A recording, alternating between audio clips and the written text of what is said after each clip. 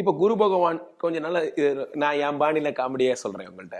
நீங்களே சொல்லுங்க, உங்களுக்கு தெரியாத சாஸ்திரம் இல்ல. குரு பகவானை நான் வழிபடணும், குருவை பார்க்க போறேன். என்ன மாலை வாங்கிட்டு போவேன்? கொண்டக்கடலை மாலை, மூக்கு கடலை மாலை. மூக்கு கடலை மாலை குருவுக்கு பிரீத்தி. அதை வாங்கி யாருக்கு சமர்ப்பிச்சேன்? குருவுக்கு சமர்ப்பிச்சேன். குருவுக்கு பிடிச்சது முல்லை மலர்கள். அதை வாங்கி என்ன பண்ணேன்? குருவுக்கு சமர்ப்பிச்சேன். குருவுக்கு பிடிச்சது மஞ்சள் ட்ரெஸ். அதை வாங்கி என்ன பண்ணேன்?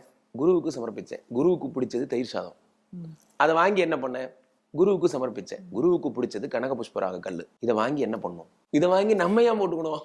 ஏங்க, உங்களுக்கு ரொம்ப ஒரு மசால் வடை ரொம்ப பிடிக்கும். மேடம் வந்திருக்கீங்க, என்ன இன்டர்வியூ எடுக்க வந்திருக்கீங்க, உங்களுக்கு மசால் வடை பிடிக்கும். இப்போ நான் என்ன செய்யணும்? மேடம் உங்களுக்கு பிடிச்ச மசால் வடை மேடம் என் பொண்டாட்டி கொடுத்தா அப்படின்னா நீங்க வாங்கி சாப்பிட்டு okay Ramji it is fine அப்படிங்கிறீங்க. ஓகே, நமக்குள்ள இன்டிமேசி நல்லா இருக்கு. நான் உங்க முன்னாடி மசாலா வடை வச்சுக்கிட்டே பாத்தீங்களா மேடம் வருங்க உங்களுக்கு பிடிச்ச மசாலா வடை அப்படி நான் சாப்பிட்டேன்னா நீங்க என்ன கேட்பீங்க? என்ன வெறுப்பேத்திரியா? எனக்கு பிடிச்சதுன்னா எனக்கு கூடுறா. அந்த மாதிரி லாஜிக்கே இங்க உதைக்கிற எத்தனை விஷயங்கள்.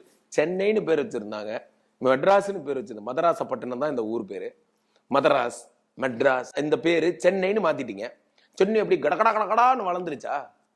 கிடையாது. பம்பாய்னு இருந்ததை மும்பைன்னு மாத்தினீங்க. என்ன ஆயிடுச்சு? இல்ல நான் கேட்கிறேன், நேமாலஜி சொல்றேன். இதெல்லாம் தான் ஃபேக். ஒரிஜினல் நேமாலஜி வேற. நான் அதை நான் வரேன், இப்ப வந்துடுறேன். நீங்க அடுத்த கேள்விக்கு போங்க. குருக்கே வரும் திருப்பியும். அப்ப கல்லு வாங்கி போடுறது முட்டாள்தனம். அது ஒரு பிசினஸ். மெசேஜ் இப்ப நீங்க எடுத்த ஒரு क्वेश्चनக்கு ஒரு மெசேஜ் நம்ம சொல்லியானோம். சோ கல்லு போடுறதெல்லாம் அபத்தமான ஒரு விஷயம். ஆமா, தேவையில்லாத விஷயம். அது தேவையில்லை, இட் நாட் வொர்க். ஆமா, இது வந்து என்ன ஆயிடுச்சுன்னா ஸ்ப்ரெட் ஆயிடுச்சு. ஒரு கிரகம் தர்றத, ஒரு கோள் தருவத ஒரு கல்லு தருதுன்னு சொன்னீங்கன்னா, அதாவது குரு பகவானுடைய கடாட்சம் கனக புஷ்பராகத்திலிருந்து வெளிப்படும் கதிர்களில் கிடைக்கும் என்று நீங்கள் சொல்வதேயானால், குரு பகவான் இனிமே அவனை சொல்லாதீங்க, ஒரு கிரகத்தின் கோள்னு சொல்லுங்க. ஏன்னா நீங்க அந்த வேவை தான் புடிச்சிட்டு வந்து கையில மாட்டிக்கிட்டீங்களே, குரு பகவானை தான் அரெஸ்ட் பண்ணிட்டீங்களே.